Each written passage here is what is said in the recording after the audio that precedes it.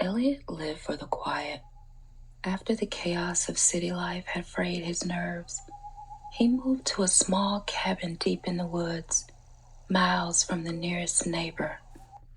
The only sound was the hum of his radio, an antique shortwave model he'd bought at a flea market. He wasn't sure why he bought it. He didn't know how to use it properly, but something about its crackling static felt comforting.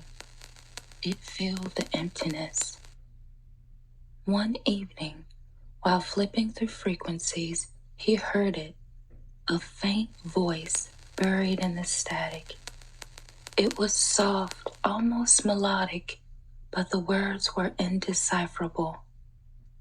Intrigued, Elliot spent hours turning the knobs, trying to find the source. As he fine-tuned the signal, the voice grew clearer. It was a woman, her tone desperate. "Can you hear me? Please, help me." Elliot froze. He looked around the cabin, expecting to see someone standing behind him, but he was alone. When he turned back to the radio, the voice was gone. He laughed nervously, chalking it up to interference or a stray broadcast. The next night, it happened again. The same voice, pleading, but this time, it addressed him directly. "Elliot, you have to help me." He jolted back. Who is this?" he whispered, unsure why he was answering. The static hissed and crackled. Then her voice returned, softer this time. They're watching me. Please, don't let them find you too." The radio went silent. The air in the cabin felt heavy, oppressive. That night, Elliot dreamed of shadowy figures standing in the forest, their faces blurred like smudges on glass. They surrounded the cabin, staring silently at the windows.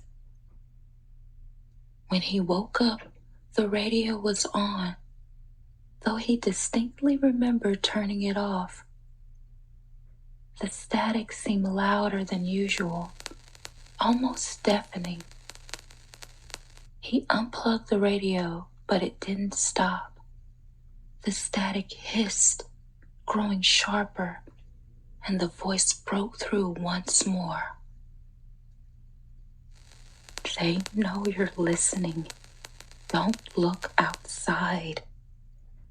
Elliot's blood ran cold. Against his better judgment, he pulled back the curtain. The forest was empty. No shadows, no figures.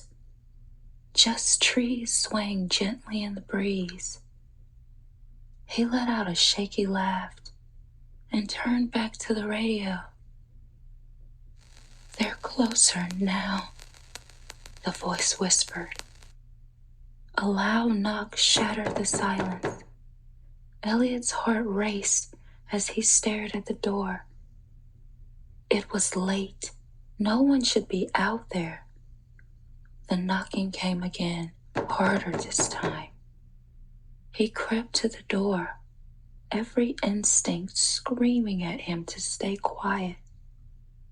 When he peeked through the peephole, there was nothing but darkness. The knocking stopped, placed by a soft scratching sound, like nails dragging across wood. He backed away from the door, tripping over the coffee table. When he looked up, the radio was glowing faintly, though it was still unplugged. "Don't open it," the voice begged. "If you open it, you'll never leave." The doorknob rattled. Elliot grabbed a chair and wedged it under the handle, his chest heaving with panic. The scratching stopped, and for a moment, all was silent.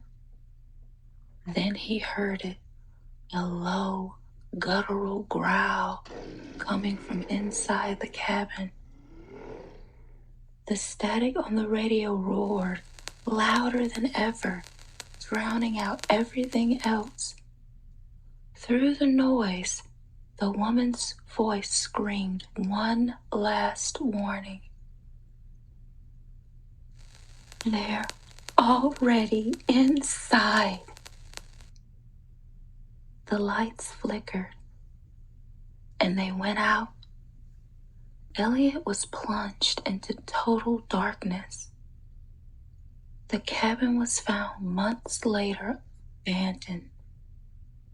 The radio sat on the table, still humming with static.